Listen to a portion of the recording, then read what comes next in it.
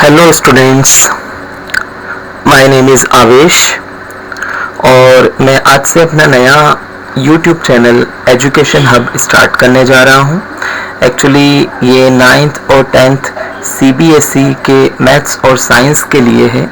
मैं आपको गाइडेंस दूंगा जिससे आपकी स्टडीज़ में काफ़ी इम्प्रूवमेंट आएगा। आज की मेरी ये वीडियो फर्स्ट वीडियो है। मैंने पहला टॉपिक जो चूज़ किया है वो है ग्रेविटेशन। आपकी NCERT जो 9th की NCERT है उसी से मैंने ये चैप्टर लिया है। आई होप आपको पसंद आएगा। मैं आपको काफ़ी सिंपल लैंग्वेज में ये सारी चीज़ें सिखाऊंगा। Actually basically I am a teacher, तो मैं अपने स्टूडेंट्स को बहुत ही सिंपल लैंग्वेज में सारी टॉपिक्स को समझाता हूँ। वो लोग काफ़ी अच्छे से इसको अंडरस्टैंड करते हैं। आई होप आपको भी काफ़ी अच्छे से ये बातें समझ में आएंगी।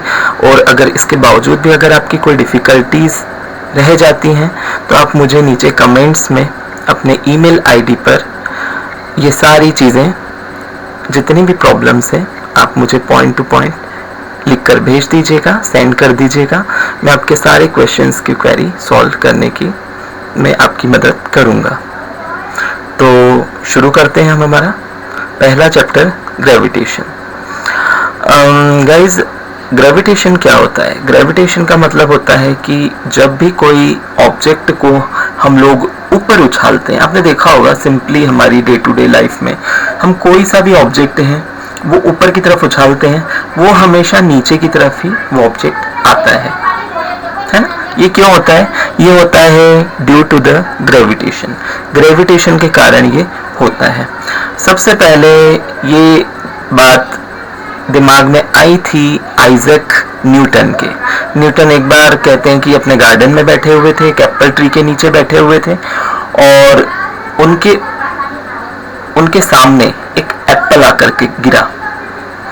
तो उन्हें बड़ा ताज्जुब हुआ। हालांकि ये बहुत सिंपल सी एक डे टू डे लाइफ की घटना थी, कोई बहुत बड़ी बात नहीं थी, बट उनका जो साइंटिस्ट दिमाग था वो इस तरफ दौड़ा कि ये चीज़ जो है, ये जो एप्पल है, ये ऊपर से नीचे की तरफ ही क्यों गिरा है ना? ऊपर से नीचे की तरफ ही क्यों गिरा है? ये ऊपर उड़ करके आप आकाश में क्यों नहीं चला गया, स्काई में क्यों नहीं चला गया?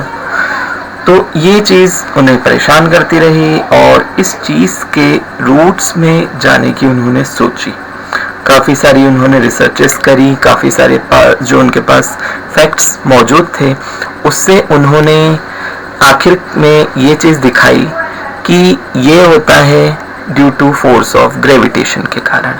ग्रेविटेशन मतलब वो फोर्स, वो बल जो अर्थ अपने अंदर से, अर्थ के ऊपर जितने भी उसके लिमिट में जितनी भी चीज़ें ऑब्जेक्ट आ रही हैं उनको अपनी तरफ अट्रैक्ट करने के लिए अर्थ उन पर ये फोर्स लगाती है ना? तो इसी को ग्रेविटेशन कहते हैं और ये जो फोर्स है इसको फोर्स ऑफ ग्रेविटेशन कहा जाता है। ग्रेविटेशन वैसे तो काफ़ी सिंपल टॉपिक है, बहुत बड़ी बात नहीं है, लेकिन सर आइजैक न्यूटन ने जो इसके रिसर्चेस करी उससे एक के बाद एक, स्टेप बाय स्टेप कई सारी चीज़ें खुल करके सामने आती गई। आप लोगों ने देखा होगा कि जो मून है, चंद्रमा जो है मून, वो हमारे अर्थ का सैटेलाइट है ना? सैटेलाइट का मतलब क्या होता है? सैटेलाइट मतलब जो अर्थ के आसपास जो चक्कर लगाए। तो अर्थ का जो सैटेलाइट है वो मून है। मून हमेशा कंटिन्यूस हमारे अर्थ की तरफ चक्कर लगाता रहता है। जिस तरह से हम सारे प्लैनेट्स, जितने भी प्लैनेट्स हैं वो सन के अराउंड चक्कर लगाते हैं सोलर सिस्टम में। तो जो मून है वो हमेशा हमारे अर्थ की तरफ चक्कर लगाता है, घूमता रहता है। तो उसे ये एनर्जी कहाँ से मिलती है, फोर्स कहाँ से मिलता है कि वो हमारे अर्थ के चारों तरफ चक्कर लगाता है? आपने कभी ये सोचा है कि मून सीधा स्ट्रेट क्यों नहीं निकल जाता है? क्यों वो राउंड बाय राउंड सिर्फ चक्कर ही लगाता रहता है, गोल गोल गोल गोल, राउंड बाय राउंड, है ना? तो न्यूटन ने इसके ऊपर भी काफ़ी रिसर्चेस की और आखिरी में उन्होंने ये जाना कि एक सेंट्रीपिटल फोर्स एक्ट करता है अर्थ और मून के बीच में। इसको अगर हम लोग सिंपल लैंग्वेज में समझना चाहें तो बुक में ये दे रखा है, एनसीईआरटी की बुक में। ये देखिए, एक बॉय के हाथ में, ये आपने भी जनरली अपने चाइल्डहुड में काफ़ी किया होगा, एक बॉय ने अपने हाथ में एक रस्सी ले ली है, रोप ले ली है, और उसका एक सिरा तो उसने अपने हैंड से पकड़ के रखा हुआ है और दूसरे सिरे में उसने एक स्टोन को बांध दिया है, और अब वो जोर से अपने चारों तरफ ऊपर करके उस रोप को हिला रहा है। ऐसा आपने भी कई बार किया होगा।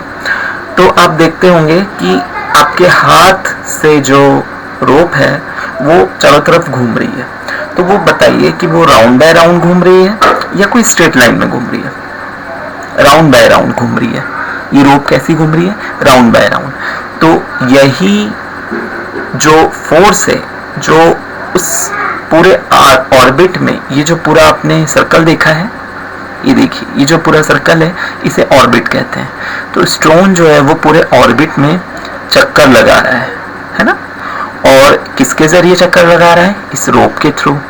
और इस जो रोप को जो एनर्जी मिल रही है, स्टोन को जो एनर्जी मिल रही है, वो फोर्स जिसे कहते हैं फोर्स, ये फोर्स कहाँ से मिल रहा है? ये इस बॉय के हैंड से इसे मिल रहा है ना? तो हमारे हाथों में अगर रोप है तो हम लोग फोर्स लगा करके उस स्टोन को घुमा रहे हैं। तो यही जो हैंड से स्टोन तक का जो ये फोर्स है, जो हैंड से स्टोन को कनेक्ट भी कर रहा है, इसे ही सेंट्रीपिटल फोर्स कहा जाता है। तो सेंट्रीपिटल फोर्स एक बहुत बड़ा फैक्टर है ग्रेविटेशन में। अगर आप ग्रेविटेशन के बारे में पढ़ रहे हैं तो centripetal force is the main factor of the topic gravitation. तो आई होप कि आज आपको अच्छा लग रहा होगा ग्रेविटेशन पढ़ के। अब मैं थोड़ा सा आपको और बता देता हूँ। अगर ये जो ग्रेविटेशन है ना, जो लग रहा है रोप के ऊपर, जैसे हमने अभी सेंट्रीपिटल फोर्स के जरिए जाना, अगर ये राउंड बाय राउंड ना घूमे स्टोन तो किस तरह से जाएगा? या अर्थ के आसपास जो मून घूम रहा है, अगर वो राउंड बाय राउंड नहीं घूमेगा तो किस तरह से जाएगा? वो स्ट्रेट लाइन में जाएगा। जैसे आप ये देख रहे हैं, ये एक सर्कल है ना, और इसके साइड से टच करती हुई जा रही है ये लाइन। तो इस कुछ इसी पाथ में ये जाएगा, है मून या स्टोन।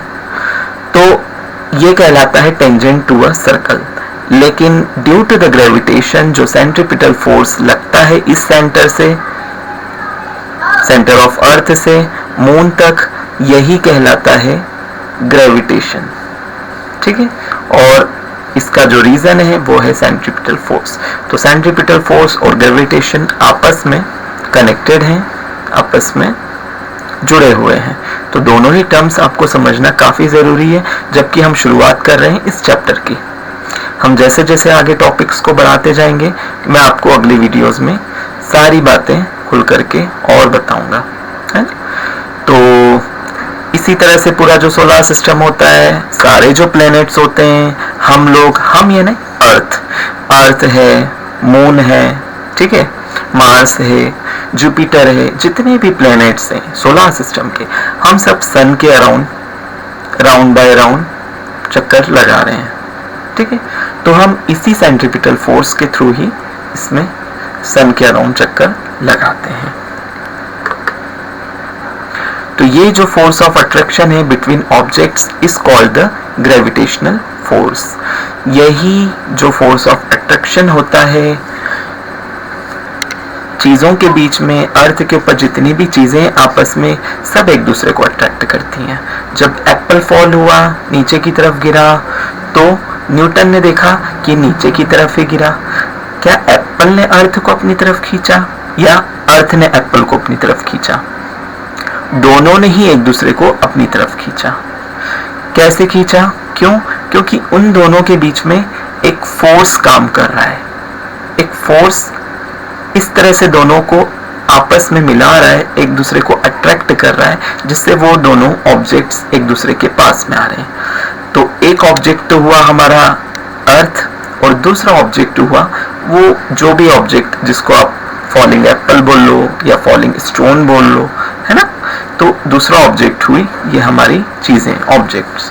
तो ये आपस में एक दूसरे को अट्रैक्ट कर रहे हैं due to force of gravitation के कारण। यही फोर्स ऑफ ग्रेविटेशन आगे चल करके हम लोग लॉ ऑफ ग्रेविटेशन में भी इसको समझेंगे। तो आज के लिए, आज की वीडियो के लिए सिर्फ इतना। अब मैं कल आपके लिए एक नई वीडियो बनाऊंगा जिसमें मैं आपको यूनिवर्सल लॉ ऑफ ग्रेविटेशन के बारे में समझाऊंगा, है ना। तो अगर आपको ये वीडियो अच्छी लगी हो तो इसे नीचे लाइक करें, और अगर सबसे बड़ी बात है कि अगर आपको कुछ नहीं आई हो चीज़ समझ में तो मुझे प्लीज़ नीचे मेंशन कर दें, मुझे कमेंट कर दें। तो मैं आपको नेक्स्ट वीडियो या तो मैं बना करके आपको उससे समझा दूंगा कि क्या क्या आपकी प्रॉब्लम्स है, मैं आपको बता दूंगा। ठीक है, तो आज के लिए सिर्फ इतना ही। Okay, bye bye.